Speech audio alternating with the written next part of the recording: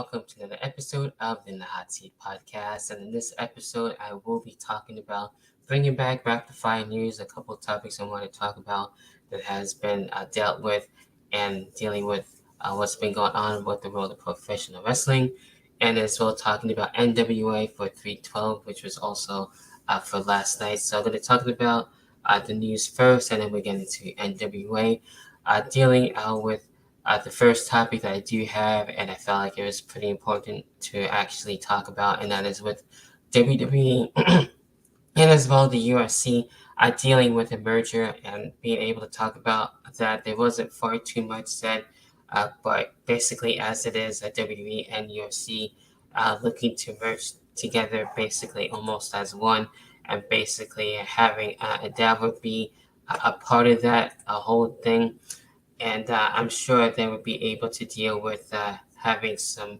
crossovers. I'm sure if they wanted to, but most likely promote each other's stuff. I can see that. So there wasn't really far too much that was really said on that. So I've been basically following that closely. Also, it was noted that for the Raw after WrestleMania, that Vince was actually there backstage at Gorilla, changing some things. I thought he was changing quite a bit of stuff because he's been known to actually do that, which tends to be annoying, but he ended up not changing it a whole lot, which was good, but it was really weird to actually have him back, so I wasn't too sure if he was back more fully, which he didn't need to be, especially after everything that's been going on with him. I've been liking what Triple H has been doing from August of last year, from SummerSlam time up into WrestleMania. So I would have felt short-lived if that was all over and basically for nothing in the way. So it looks like Triple H will still be able to be a chief content officer, be able to do things his way. So I'm happy about that. Vince wasn't at SmackDown, which was good. So it's basically all Triple H on that. He was able to talk about not only with WrestleMania, but of course Backlash coming up, and as well with the WWE draft. So it looks like he'll be having some surprises. I'm sure everyone is eligible. I'm assuming and sure possibly NXT is a part of that as well. So that should be exciting on that note. So it looks like things are going as planned for Triple H to be able to still do his stuff there, which is great to be able to see and be able to go back to basically regularly scheduled programming. So if there's other stuff with WWE and UFC with the merger and everything, I'm sure I'll be able to try my best to talk about it a little more. It looks like a WWE Network will still be on Peacock and everything, so I thought they were going to be in ESPN Plus over time. Same thing with WWE basically being on ESPN, but it looks like they'll be still dealing with SmackDown at Fox, and as well with Raw and NXT on USA. So that would be fine as well. So a lot of basically more questions with that being said. So just wanted to base it a little bit on WWE and UFC and the merger. If you have your own thoughts and opinions on that, definitely feel free to talk about it. If you're watching on the YouTube version, leave a comment as always. I definitely appreciate that. Or if you want to talk about the WWE UFC merger more on my other socials as well, fully in the Hot Seat Podcast, that would be really nice as well.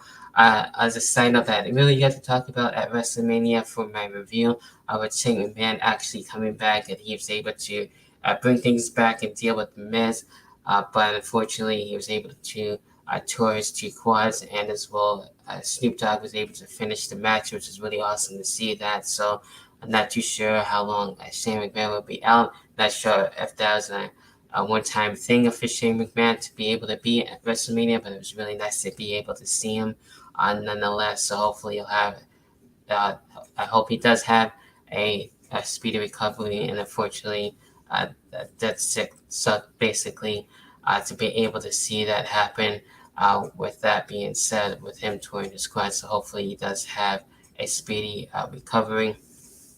So that's basically it when it comes to the news and everything else of what's been happening as of late for rapid fire news. And now we get into the review for NWA. We had the pre-show, a few things happening. Natalia McCover dealing with LaBarva Escobar, and she was able to win with Natalia. I'm happy she was able to win there. We had the NWA United States Tag Team Championships. We had the Country Gentlemen actually defeating Jack Steen and Blake Troop. May Valentine having interviews and being able to see that as well. But in between, then as well we had the pre-show matches continue with one more with the hair versus a strap match, dealing with Gags to get dealing with Salad Pal and actually having Gags to get actually win there, some which definitely makes sense on that. Then we get to the main card, dealing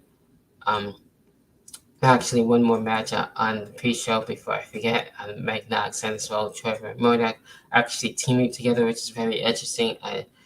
Getting the win over Daisy Kill and as well Toulouse, trying not to ruin any names on that. And then we get into now the main card for the National Championship, EC3 getting his win actually over Science. That was interesting and actually cool with EC3 getting the title as well.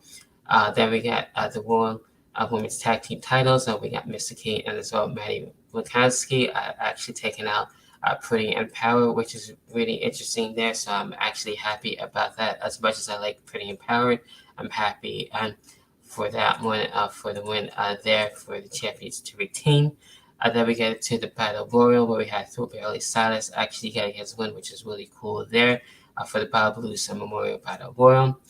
Then we get into for the first time we had the Women's Television Championship basically as a trophy, and then the winner of the match was able to be a part of the creation of the championship. So we'll see later on at some point what the TV championship will look like from the winner, and the winner ended up being Kenzie Page taking out Max the Impaler.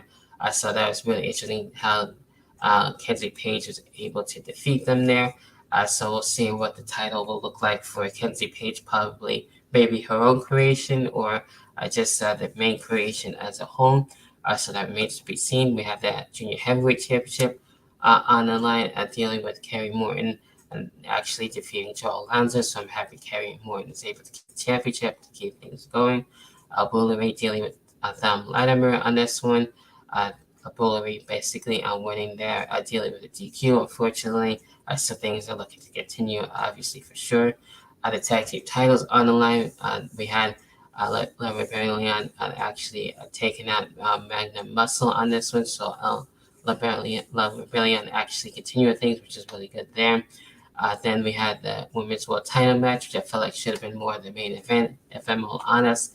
Camille and as well Rosa Negra on this one, and as well Camille actually continuing things. And sure, definitely for sure, I could see La Rosa actually being a champion at some point. I've been really liking her and being able to go up against Camille and as well having the respect from one another afterwards, which is really cool. And then we get into, of course, the world title, Tyrus dealing with Chris Adonis on this one. I was definitely going for Chris Adonis on this one. I wanted to see the Masterpiece actually get the world title. That wasn't the case, and Tyrus found a way to actually stop him. And I'm sure things will continue at some point, which it seems to be, since Chris Adonis wasn't really too happy about his loss. And it looks like we'll see for sure another match down the road. So that's it for NWA. Overall, pretty good in my opinion. Those are my thoughts. What are your own? Leave a comment as always if you're watching on the YouTube side of things. Also, as well, leave a like, subscribe, and as well hit the notification bell to stay notified for all things on the In the Hot Seat podcast as well. Check the description as well for the other socials as well for the link tree as always. So that about does it for this. Basically, update with the rapid fire news and as well for NWA for 312 as well. So I'll catch everyone next time for the In the Hot Seat podcast.